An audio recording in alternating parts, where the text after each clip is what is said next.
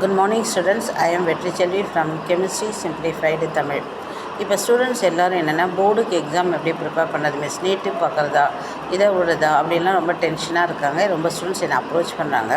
அவங்களுக்கு சொல்கிற அட்வைஸ் என்னென்னா, கெமிஸ்ட்ரியை பொறுத்த வரைக்கும் கெமிஸ்ட்ரி, ஃபிசிக்ஸ், பயாலஜி எதை பொறுத்த வரைக்குமே நீட் ப்ரிப்ரேஷன் தனியாக போர்டுன்னெலாம் கிடையாது. நீ போர்டுக்கு ப்ரிப்பேர் பண்ண நீட்டுக்கு வர 2 கொஸ்டினை சேர்த்து போர்டுக்கு கேட்க போகிறாங்க, அவ்வளோதான்.